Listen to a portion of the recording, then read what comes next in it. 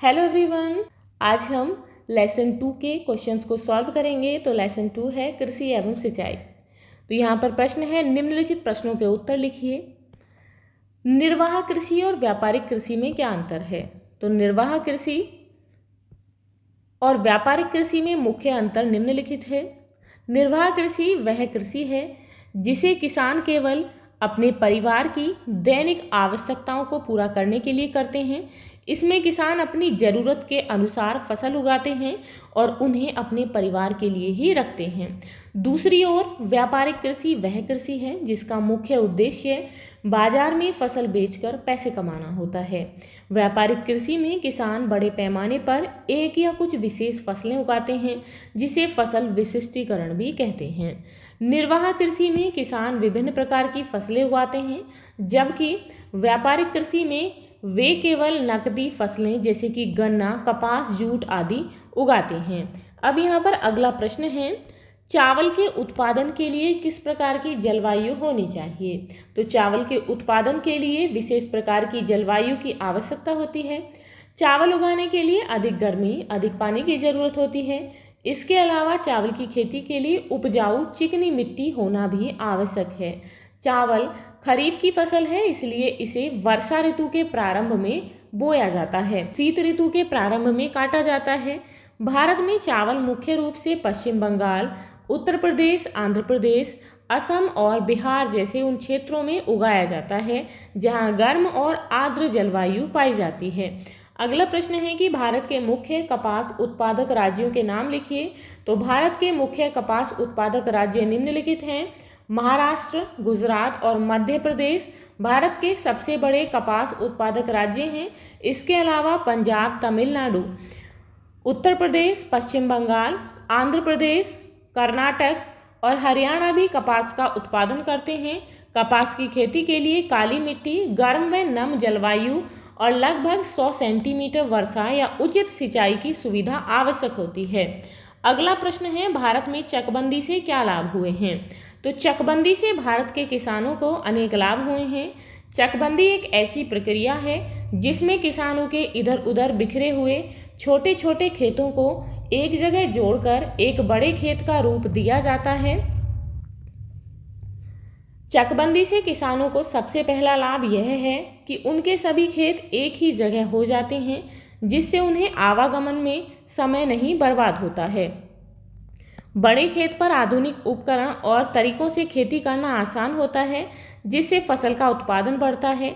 चकबंदी से कृषि में लागत कम होती है, क्योंकि किसान को बार बार दूर दूर जाने की ज़रूरत नहीं पड़ती।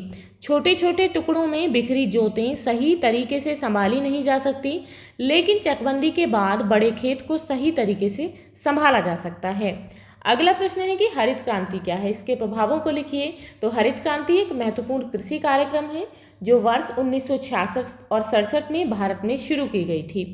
इसका उद्देश्य कृषि उत्पादन में तीव्र गति से वृद्धि करना था। Doctor MS. स्वामीनाथन को भारत में हरित क्रांति का जनक कहा जाता है। हरित क्रांति में उन्नत किस्म के बीज, रासायनिक खाद, उचित सिंचाई और आधुनिक कृषि यंत्रों का प्रयोग किया गया।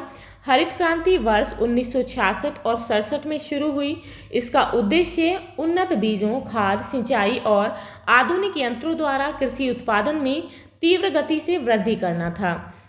हरित क्रांति के मुख्य प्रभाव: उन्नत बीजों का प्रयोग, गेहूं की उन्नत किस्में जैसे कि सरबती, सोनारा, कल्याण, सोना, हीरा तथा धान की किस्में जैसे IR, ताईचुंग 65, जया, पद्या, पंकज, जमुना, साबरमती का विकास और उपयोग किया गया। उसके बाद है रासायनिक खादों का उपयोग। Ammonium sulphate, urea, super phosphate, potassium sulphate, di ammonium phosphate तथा पोटेशियम नाइट्रेट जैसी रासायनिक खादों का विकास और उपयोग किया गया। जैविक खाद का उत्पादन बढ़ा। कंपोस्ट की खाद, हरी खाद जिसमें सनई और ढैंचा को सड़ाया जाता है तथा नीम की खली की खाद का प्रयोग बढ़ा। रासायनिक कीटनाशक दवाओं का प्रयोग। फसलों को कीटों से बचाने के लिए रासायनिक कीटनाशक दवाओं का प्रयोग शुरू हुआ। आधुनिक कृषि यंत्रों का प्रयोग, ट्रैक्टर, थ्रेशर आदि आधुनिक कृषि यंत्रों का उपयोग बढ़ा। सिंचाई के साधनों में वृद्धि। फसलों की सिंचाई के लिए नलकूप, नहरों तथा तालाब बनाने का कार्य किया गया। अब यहाँ पर नेक्स्ट है रिक्त स्थानों की पूर्ति कीजिए। कृषि कार्य में कृषि के साथ साथ को शामिल किया जाता है।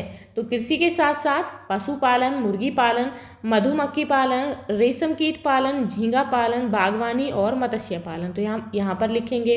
उसके बाद है गन्ना भारत की कैसी फसल है? तो गन्ना जो है भारत की नकदी फसल है। उसके बाद है चावल के लिए तथा की आवश्यकता होती है। तो चावल के लिए अधिक गर्मी और अधिक पानी की आवश्यकता होती है। खरीफ की फसलें किस में बोई जाती हैं और किस ऋतु में काटी जाती हैं? तो खरीफ की फसलें वर्षा ऋतु में बोई जाती हैं और शीत ऋतु में काटी जाती हैं। अब यहाँ पर है भारत में सिंचाई का सबसे प्रचलित साधन क्या है? तो नहरें। उसके बाद है निम्नलिखित के सही जोड़े बनाइए। तो यहाँ पर फसल और समय, यहाँ पर है फसल, तो रबी की फसल जो है वो क्या है? गेहूँ। खरीफ की फसल है चावल। जायद की फसल है खरबूज। उसके बाद है सही पर सही का चिन्ह और गलत पर गलत का चिन्ह लगाइए। सोनारा व सरबती धान की उन्नत किस्में हैं, तो ये गलत है। सोनारा और सरबती जो है वो गेहूं की किस्में हैं। उसके बाद है खाद्य संरक्षण के लिए शीतघरों का निर्माण किया गया है, तो बिल्कुल सही है। चकबंदी में किसानों के खेत अलग अलग बिखेर दिए जाते हैं, तो ये गलत है। चकबंदी में किसानों के खेतों को एक जगह कर दिया जाता है। उसके बाद है उत्तर भारत में नहरें सिंचाई का प्रमुख साधन है, बिल्कुल सही है। तो ये थे आपके लेसन 2 के प्रश्न उत्तर। आई होप आपको समझ आ गए होंगे। तो यदि आपको क्वेश्चन आंसर से रिलेटेड कोई भी डाउट है, कोई क्वेरी है, तो आप मुझे कमेंट बॉक्स में कमेंट करके बता सकते हैं। तो मिलते हैं नेक्स्ट वीडियो में नेक्स्ट चैप्टर के साथ।